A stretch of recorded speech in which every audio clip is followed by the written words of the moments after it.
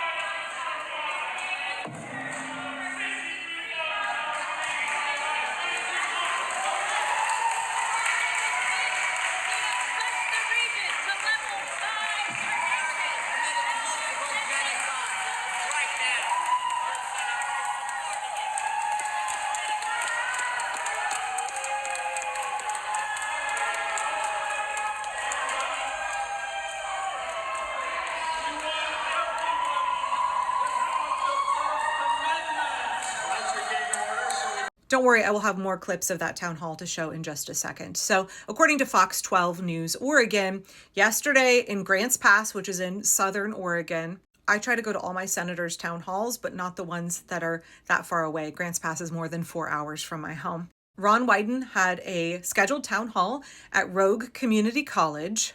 According to his office, about 250 people attended. And Fox 12 News says shortly after the meeting began, the decision was made by the college president to end the town hall.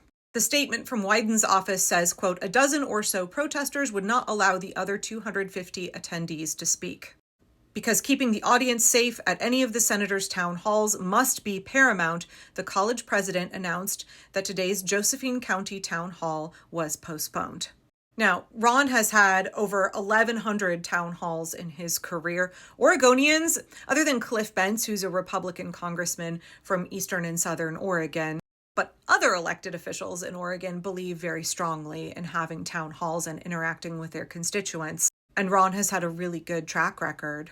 This is not the first time there have been hecklers or protesters at his town halls. According to Fox 12, in July 2024 and in May of this year, there were disruptions at his town halls.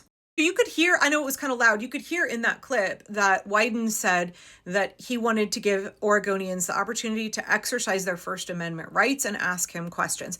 At most town halls that we have here in Oregon, you show up and you get a ticket. If you have a question, then you grab a ticket when you sign in at the front. And then all of the tickets go into a hat and they pull those tickets. If they read your number, you get to ask a question. Whatever you want, like everything is on the board. The idea is that if a constituent gets their ticket pulled and they get to speak, that we all respectfully listen. We allow them to ask their question. We allow the elected official to answer.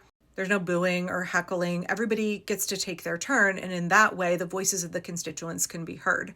Now, Ron Wyden, who is Jewish and whose parents fled Nazi Germany, has been very pro-Israel for a long time. He takes a lot of money from AIPAC. And while he has a great track record on things like reproductive health care and gun control, increasing privacy and cybersecurity and financial protections for Americans, And in general, I think really listening to the needs of Oregonians and trying to advocate for us. And while he's advocated for humanitarian aid and disaster relief, he spoke out against the genocide in Myanmar. He has been pretty staunchly pro-Israel. Back in 2016, he signed an AIPAC-sponsored letter that urged then President Obama to veto any one-sided resolutions against Israel. That was after the UN Security Council wanted to advance a resolution that would condemn Israeli settlements in occupied Palestinian territories. And one issue I was heavily critical of Ron for was that in 2017, he co-sponsored the Israel Anti-Boycott Act, which would make it a federal crime punishable by up to 20 years in prison for Americans to encourage or participate in active boycotts against Israel and Israeli settlements within Palestinian territory. I've not personally seen anywhere where Wyden has condemned the genocide in Gaza, unlike our other senator, Jeff Merkley, who takes $0 from the Israel lobby and has spoken out repeatedly against mass starvation in Gaza.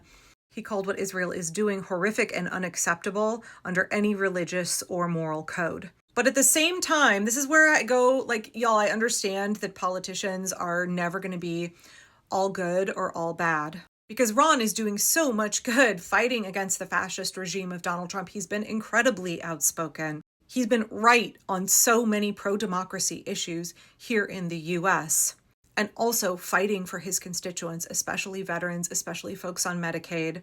But at the same time, he has what I would call an indefensible position when it comes to supporting Israel. And I know I said in a recent video that Ron is 76 years old. He's done a lot of good trying to fight against Trump. But maybe it's time he retired and somebody ran for that seat in the Senate who takes up the progressive positions that Ron had and then adds a whole lot more on top of it. I don't want to negate the good work that he is doing now to fight the fascists, but we can do that without minimizing the harm that he has done by giving pretty much unequivocal support to Israel. Let me show you another clip from this town hall, and then I have one more thought.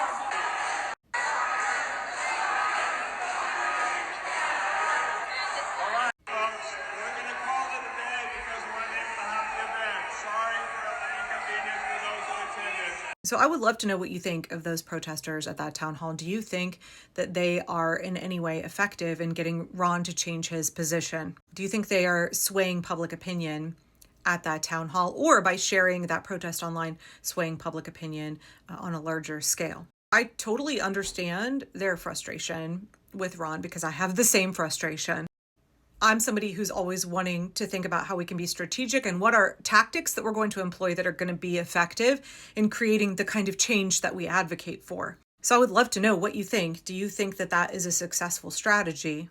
I mean, not to toot my own horn here, but when I reshare this on YouTube, I'm sure it will get many thousands of views and amplify the message of these protesters and amplify our shared concern about Ron's position. Right? Every day that the Trump regime is in power is another day where 400 aid sites have been reduced down to 4, and little children, our whole families, are being starved. There is a tremendous amount of urgency to help them. And I would love to know what you think is the best way to do that. And I'm going to leave you here with this last clip of the end of the town hall.